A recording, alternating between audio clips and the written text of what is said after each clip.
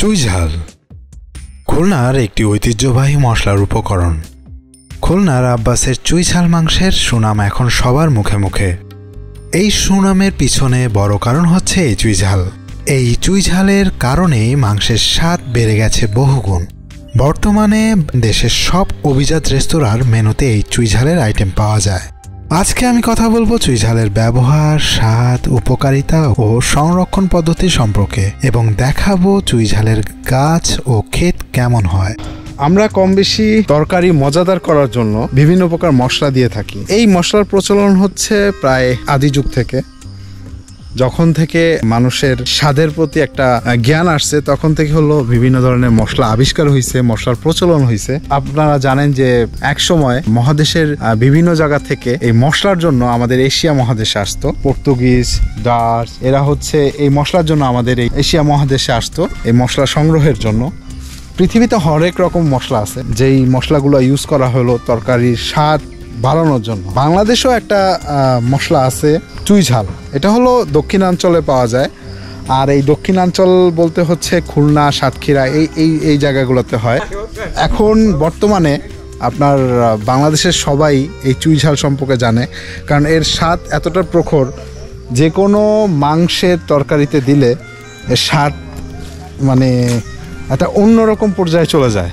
আর আমি এখন যেই জায়গাটায় দাঁড়িয়ে আছি এটা হচ্ছে বড়সড় একটা চুইঝালের বাগান। চুইঝাল মূলত হচ্ছে এক ধরনের হলো লতানো গাছ।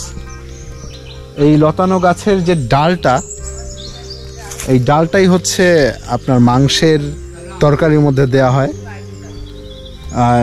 এটার স্বাদটা অনেকটা তীব্র ঝাঁঝালো, ঝাঁঝ আছে। আর এই চুই হয় হলো দুই ধরনের, মানে দুই ধরনের চুই রান্নার উপকরণে দেয়। সেটা হচ্ছে একটা হচ্ছে ডাল চুই, মানে লতানো, যে লতার মানে মাটির উপরে যে পাটটা থাকে এইটা ডাল চুই।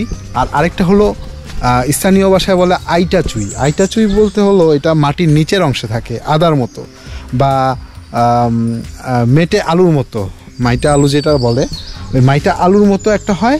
আরেকটা হয় হলো ডাল চুই। তো ডাল চুই আর আইটা চুইয়ের মধ্যে পার্থক্য হলো এই দুই চুইয়ের মধ্যে হলো সবচেয়ে সুস্বাদু হলো আইটা চুই, যেটা হচ্ছে মাটির তলে হয় বা মাটির নিচে হয়। আর আমি তেমনই একটা গাছের সামনে দাঁড়িয়ে আছি। এই যে দেখতে পাচ্ছেন এটা হলো চুই গাছ। এই চুই গাছের হচ্ছে আপনার এই পাতা দেখছেন, এই পাতা অনেকটা পান পাতার মতোই। আর এই পাতাটাও অনেক ঝাঁঝালো, মানে মোট কথা হলো এই গাছটাই হচ্ছে এটা ঝাঁঝালো গাছ। এই যে দেখছেন এটা হলো সম্পূর্ণ হলো আপনার লতানো গাছ। আর এটা হচ্ছে ডাল, এই যে এটাকে বলে ডাল। এই চুই ঝালটার এই ডালটা হচ্ছে আপনার তরকারির উপকরণে দেয়। আর এর যে গোড়াটা, এই গোড়ায় হচ্ছে আপনার এক ধরনের মাটির নিচে শিকড় হয়, মাইটা আলুর মতো বা মেটে আলুর মতো একটা শিকড় হয়, ওটাই হচ্ছে আইটা চুই। আর এটা হচ্ছে ডাল চুই। আর ডাল চুই আর আইটা চুইয়ের মধ্যে আইটা চুইয়ের আপনার স্বাদটা বেশি, স্বাদটা অনেক প্রখর।